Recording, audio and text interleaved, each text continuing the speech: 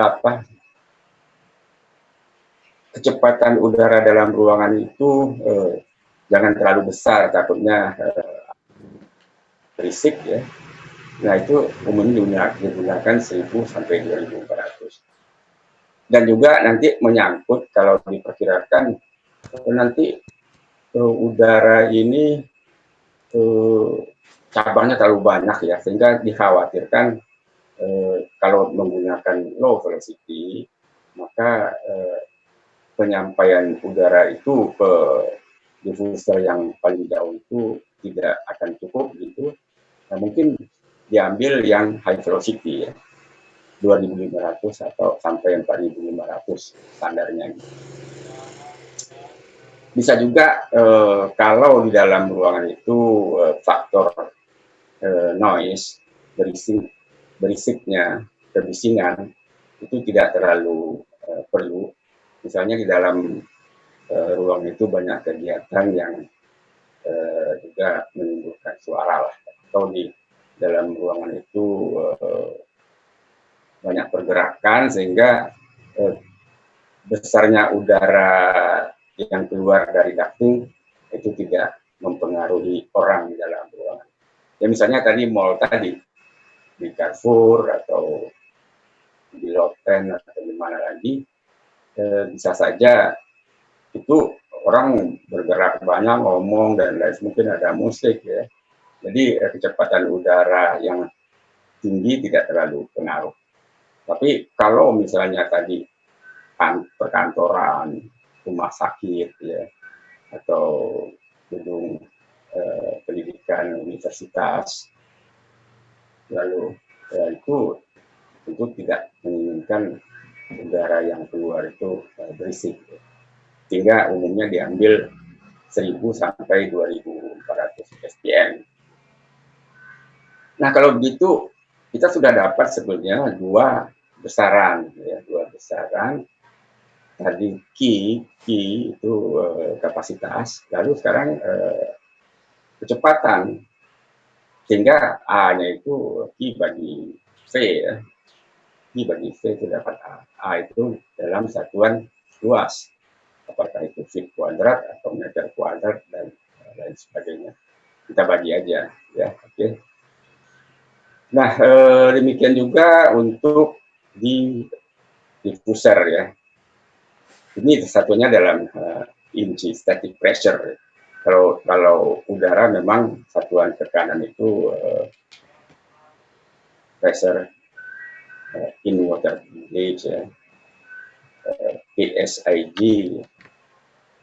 Dan kalau untuk satuan, kalau di fluida itu kan biasanya tekanan bar ya, bar atau atmosfer. Nah ini diharapkan dalam desain kita itu, perhitungan kita itu tekanan pressure yang keluar dari outlet itu 0,1 sampai 0,5 inch per gauge biasanya in WG ya, inci water gauge. Sedangkan untuk high pressure itu 1 sampai 3. Itu saya katakan tadi, ini mungkin kalau untuk mall yang di dalamnya tidak terlalu menginginkan bisingan, nggak apa-apalah gitu, kita bisa gunakan.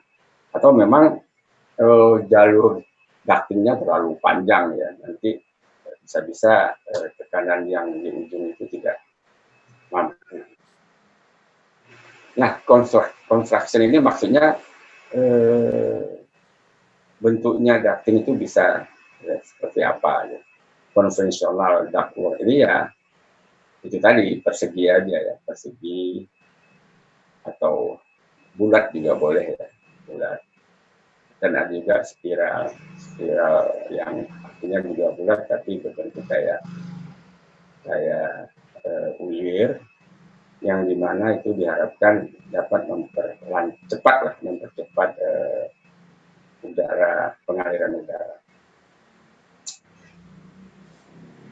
Nah ini saya coba kasih contoh supply fan. ya supply fan tadi ini di dalam ruangan air handling unit ya sebetulnya ya, karena kita mengambil bagian dari fan aja karena kita bicara distribusi udara. Fungsi dari fan ini memang untuk menyalurkan udara dingin, tapi sebenarnya di dalam air handling unit itu banyak sekali komponen lain ya. Tidak diceritakan di sini karena mengambil simpelnya. Nah, kalau dilihat dari sini ada berapa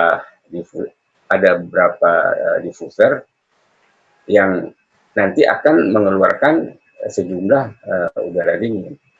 Nah, kita pastilah logis saja, misalnya udara yang besar lalu dikeluarkan sebagian jadi berkurang.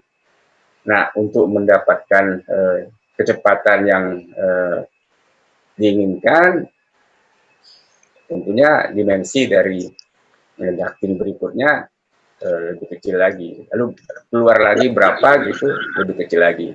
Demikian terusnya ya. Ini logis ya, logis saja. Nanti yang nanti kita sasarkan adalah bagaimana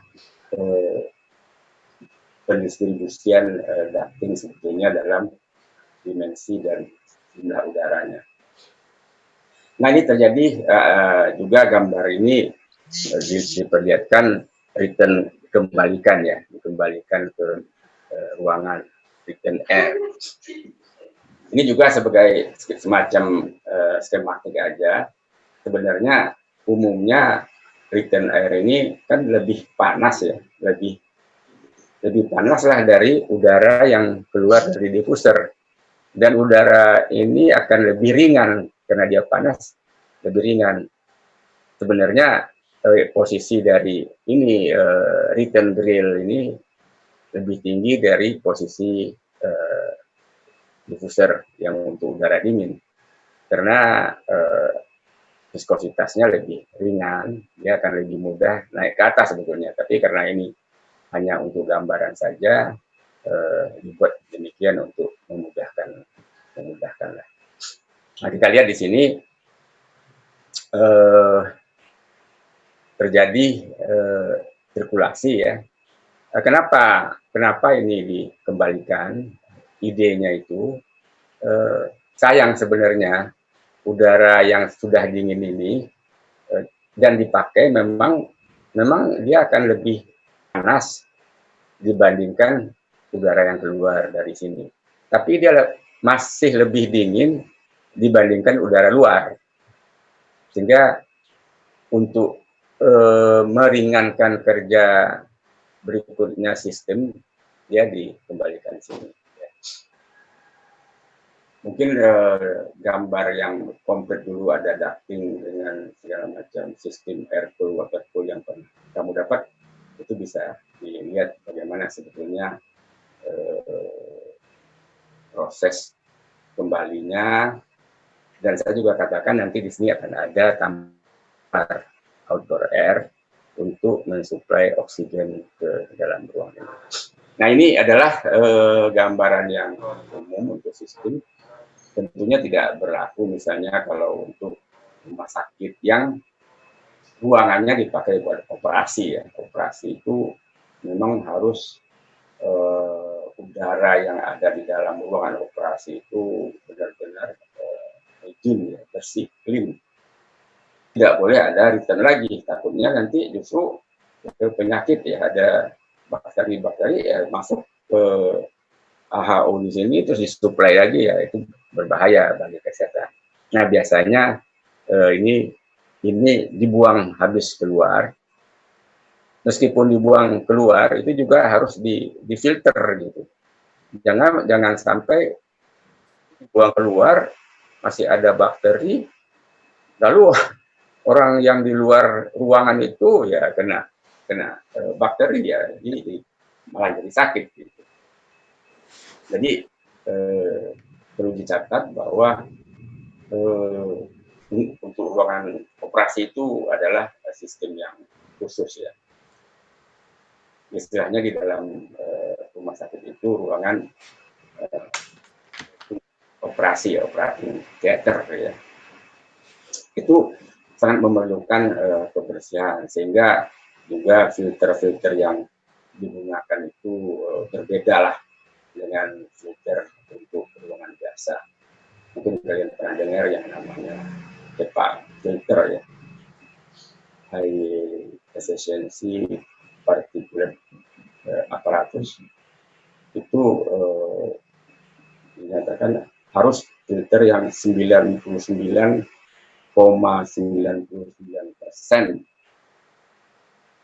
Artinya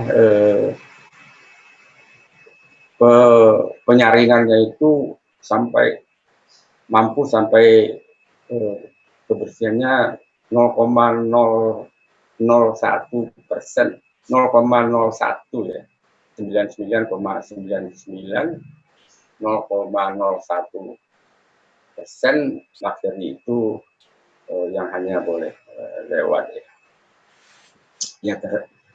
Selainnya itu harus menyangkut di filter itu kalau ada bakteri-bakteri ya. Nah, itu nanti tentunya memerlukan desain khusus, dan memang ada peraturan-peraturan khusus dari Departemen Kesehatan ataupun standar internasional untuk ruangan-ruangan khusus operasi itu bagi rumah sakit. Dan juga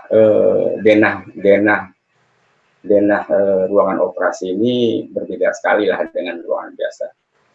Nah, sebelum masuk ke ruangan operasi, orang itu juga harus yang ada namanya masuk anterum. Anterum istilahnya orang itu juga harus disterilisasi dulu. Misalnya ada blower atau fan yang menyedot dulu orang itu supaya tidak terbawa kalau orang itu dari luar ada bakteri dan sebagainya.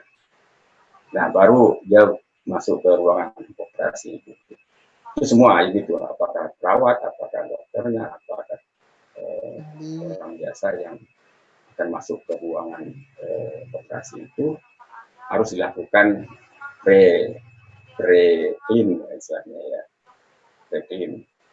Dan ruangan itu sendiri, ini saya cerita aja biar kalian juga ngerti nanti penggunaan asli itu. Ruangan itu sendiri, tekanan udara di dalam ruangan itu harus positif. Positif itu artinya apa? Tekanan udara di dalam ruangan itu harus lebih tinggi dari tekanan udara luar di sekitarnya. Tujuannya apa? Kalau orang buka pintu, karena tekanan udara dalam ruangan ini tinggi, maka udara dari luar itu tidak masuk ya. Jadi harus lebih tinggi pressure ruangan ini. Jangan sampai justru dia negatif pressure sehingga udara dari luar bisa menyusup masuk gitu. Jadi memang ada persyaratan khusus yang diatur dalam peraturan Departemen Kesehatan menyangkut masalah ruangan operasi rumah sakit. Itu tambahan untuk desain khusus sendiri. Juga demikian ada juga kalau kalian nanti menemui ruangan lab, misalnya laboratorium, di mana ruangan itu peralatan labnya itu tidak boleh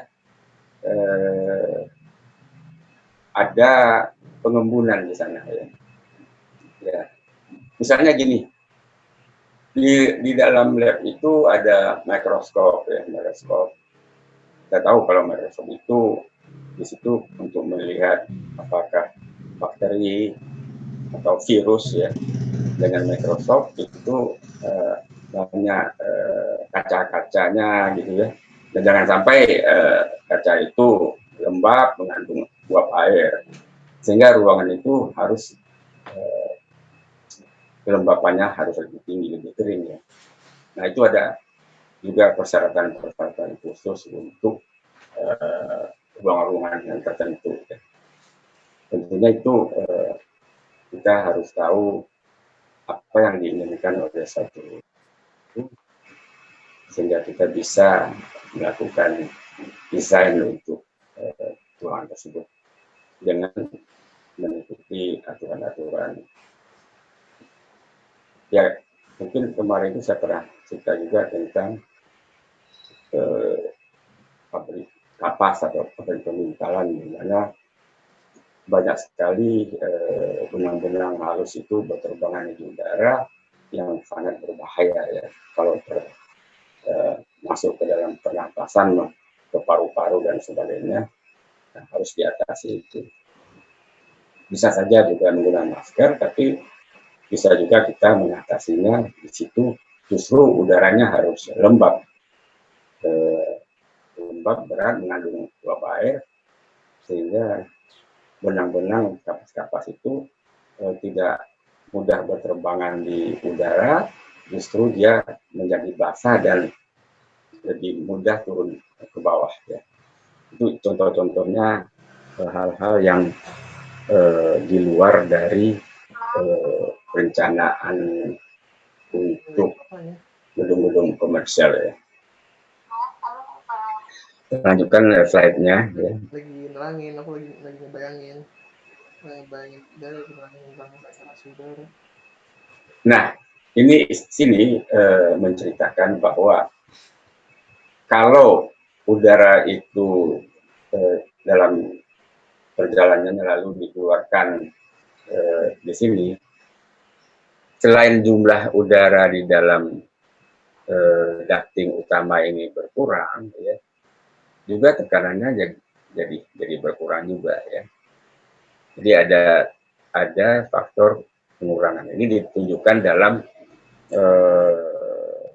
manometer U ya, manometer U. Katakanlah di sini mulanya 1 inch ya, perbedaan kakinya ini dengan ditekannya udara, lalu ada tekanan 1 inch atau gauge. Nah, selanjutnya di sini juga ada yang namanya kerugian akibat gesekan dan lain sebagainya. Pada akhirnya ini memang akan berkurang tekanannya, ya, akan berkurang, habis juga. Nah itu untuk menggambarkan bahwa dengan berkurangnya tekanan itu juga nanti kita harus menyesuaikan dimensi ducting itu berapa nantinya.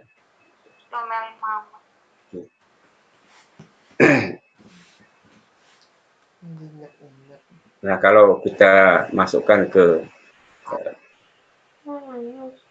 perhitungan ya, bagaimana sih cara menghitungnya? Nah ini dibagi seksi-seksi ya, ada. Ya, artinya kita lihat di sini ada AB, BC, CD dan DE yang masing-masing tentunya bisa saja kejadiannya panjang beda, lalu jumlah udara yang dikeluarkan beda dan lain sebagainya. Nah kita lihat di sini ada 2 satuan, satu jumlah udara yang dikeluarkan total. Ini yang di ducting utama, di sini kita dapat 7.200 CFM ya. CFM. Lalu di bagian seksi BC ini, di BC itu dikeluarkan 400. Nah tentunya nanti di sini akan berkurang menjadi 4.800, yaitu 7.200 kurang 2.400. Contohnya ya, di sini panjangnya ducting itu 30 feet ya. Nah di CD pun dikeluarkan gitu ya 2.400. Ya di sini tinggal 2.400. Nah ini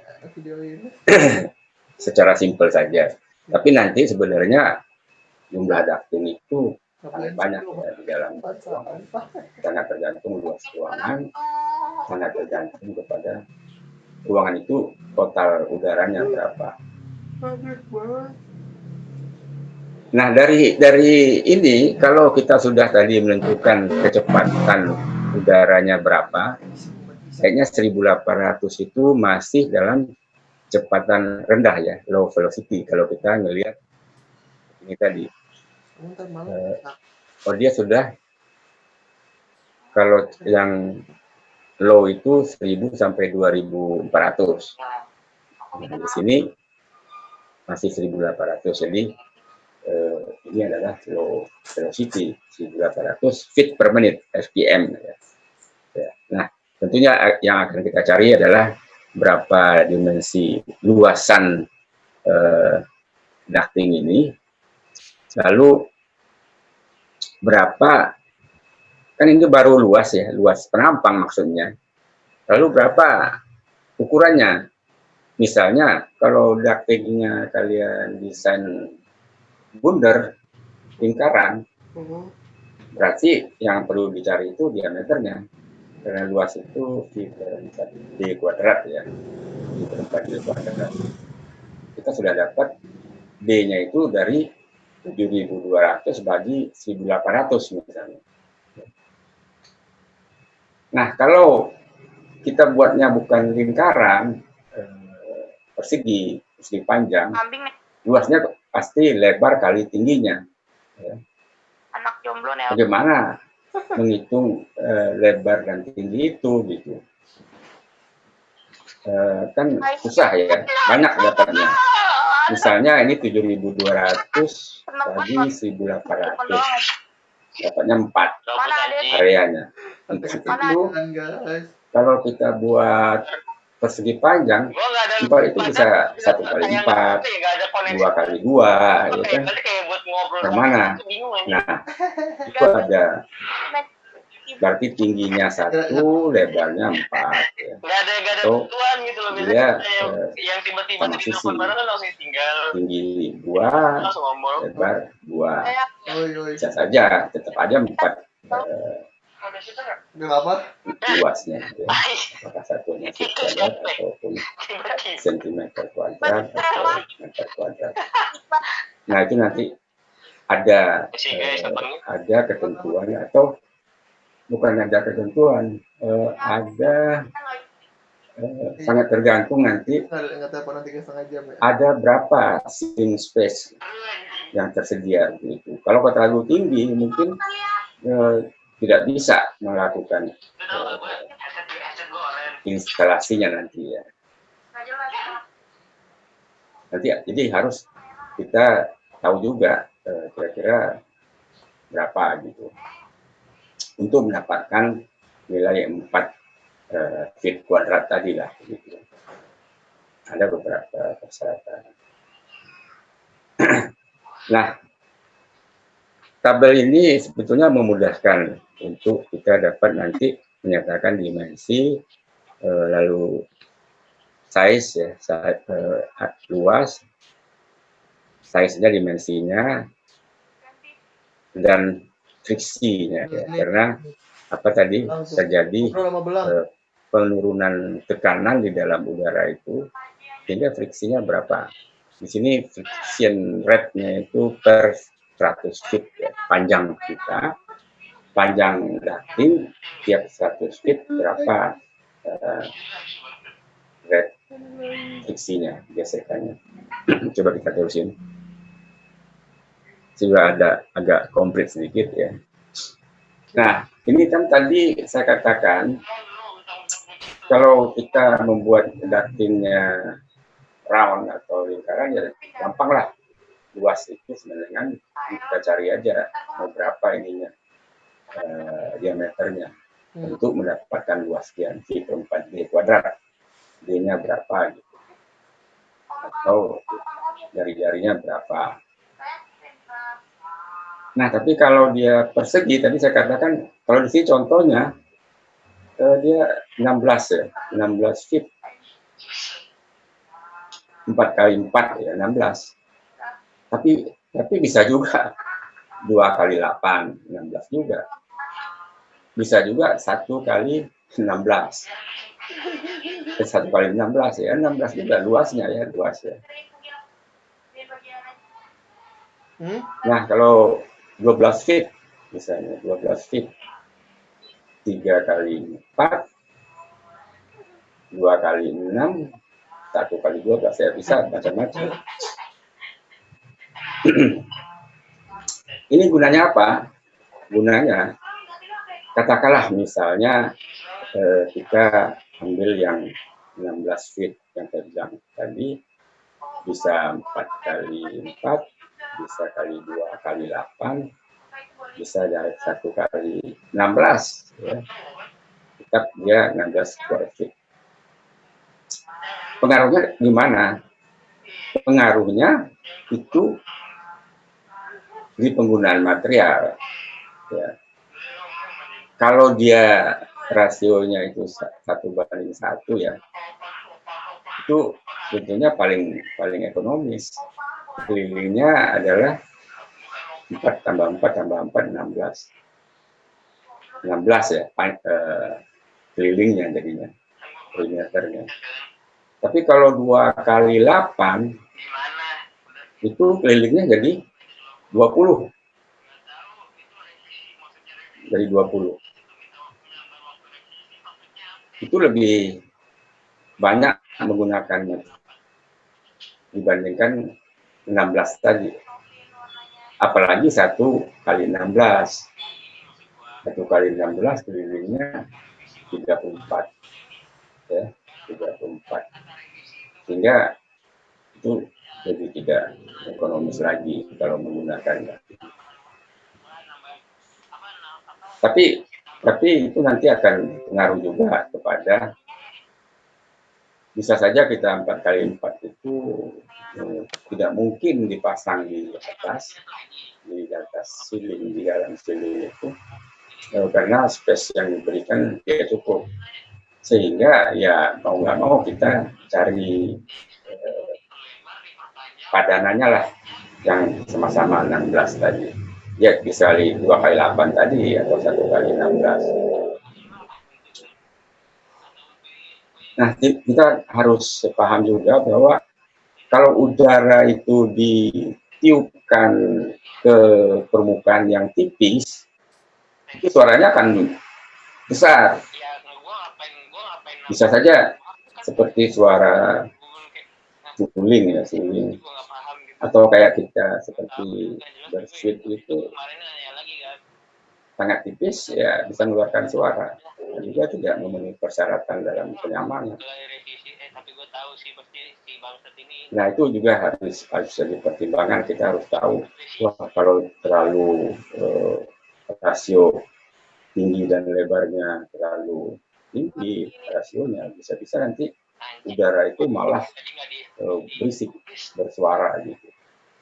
Nah, kita harus tahu. Nah, dari hitungan tadi juga kita bisa akan tahu berapa friction rate-nya dengan pengambilan tekanan sekian. Jadi ini menggambarkan efek dari ukuran pada gesekan ya. Intinya ini menceritakan efek dari panjang amat linknya, size ukuran terhadap friction rate. Karena friction rate ini akan berpengaruh nanti kita akan mendapatkan total friksi berapa, sehingga tentunya pemilihan daya dari blower atau fan itu berpengaruh. Kalau dari pompa, kita bicara pompa itu kapasitas dengan head total, maka kalau untuk fan itu kena udara dia kapasitas dengan static pressure untuk mendapatkan daya fan-nya berapa sih. Oke, kita terusin ya. Jadi kita tahu pemilihan ducting itu juga tidak semudah rumusnya gampang, tapi pemilihan ukuran ducting itu tidak gampang. Dan juga mungkin saya perlu sampaikan bahwa ini kan masih gambar dalam ducting itu lurus saja. Kalau belokan-belokan, di setiap belokan itu akan ada juga friksi, ya, friksi yang terjadi. Nah, itu akan berpengaruh juga kepada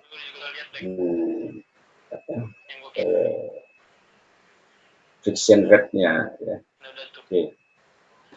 Juga dari bentuk belokan atau join ada yang T juga kayak sama dengan penipaan lah. Ada yang elbow, ada yang T, ada juga yang namanya dari besar ke kecil atau dari kecil ke besar. Nah, itu beda-beda friksi yang terjadi. Nah, itu kira-kira mirip lah hitungannya dengan pipa ya, penipaan. Kalau kalian sudah pernah dapat penipaan, sistem penipaan.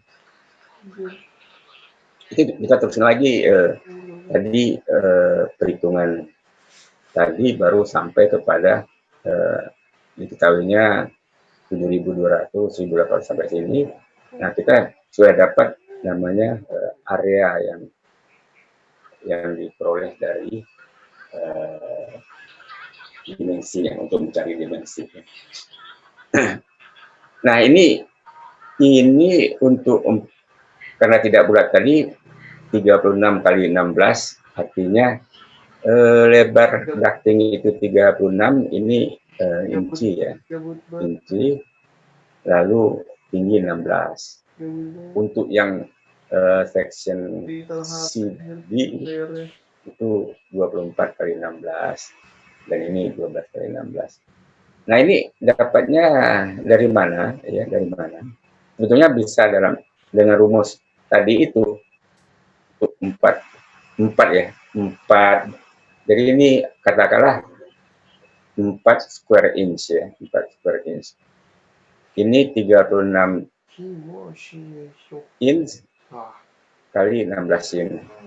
Atau ini feet, dengan feet berarti ini 4 feet lah, 4 feet kuadrat. Ya. Kalau ini kita kalikan, ini akan kira-kira dapatnya 4 feet kuadrat, ya, sekitar segitu. Nah, selanjutnya kita juga harus hitung ekivalen round duct. Kenapa? Kalau round duct-nya diameternya ini, gitu. Kalau round, dan kalau dia persegi, kira-kira ukurannya ini. Friction rate-nya ini. Ini nanti untuk perhitungan kita itu akan dibantu dengan tabel ya. Tabel atau namanya grafik lah. Grafik. Jadi tidak usah hitung lagi dengan grafik. Kalau ini kita ketahui, ya dua ini, kita akan bisa hitung berapa kira-kira yang diperoleh dari grafik itu yang ini ya. Ini nanti bahan ini akan ada grafiknya. Grafiknya itu tentang dimensi ducting. Dimensi ducting, tapi dia masih dalam bentuk dapatnya round duct diameter. Tapi dapat lagi nanti suatu tabel, kalau diameternya sekian atau luasnya demikian, maka ducting itu lebarnya berapa, tingginya berapa, kita tidak perlu lagi menghitung, kita bisa cari di plot ke tabel itu atau ke grafik itu. Nah, ini tadi saya gambarkan, saya sudah cerita sebelumnya tadi perbedaan kalau misalnya dia persegi 3x3, ini sama semua ya, 9 semua ini, tapi dimensinya itu berbeda-beda. 1x9, 1,5x6 juga 9, 2 kali. Tapi akibatnya penggunaan, kita ambil yang ekstrim aja, ini penggunaan dari materialnya kelilingnya 12 ya, 12 feet. Jadi kalau kita ukur keliling, tapi kalau ini kelilingnya 20 feet ya. Mungkin sekali si ceiling space kamu mungkin bisa bayangkan ya, ini ducting, ini luas permukaan yang dilalui udaranya, panjangnya ke sana ducting itu. Ya kayak apa ya, balok aja ya. Nah, pengeluaran udaranya di sini, tapi ini akan menggunakan material yang banyak, 20 feet itu aja. 1 tambah 9 tambah 1 tambah 9. Itu kalau begini hanya 12 feet. Itu dari segi biaya instalasi ini lebih murah. Perlu saya sampaikan juga bahwa umumnya ducting itu kan di tempat isolasi ya. Yang dipentingkan luas permukaan itulah adalah yang dilalui oleh udara. Ini biasanya dibuat dari seng ya, seng. Lalu untuk supaya udaranya nggak keluar itu diisolasi. Berarti katakanlah isolasi dari glass wool di aluminium foil itu. Berarti jumlah material dari glass wool, jumlah material dari aluminium foil ya akhirnya lebih banyak sekali dibandingkan kalau yang persegi ini ya, yang sama sisi.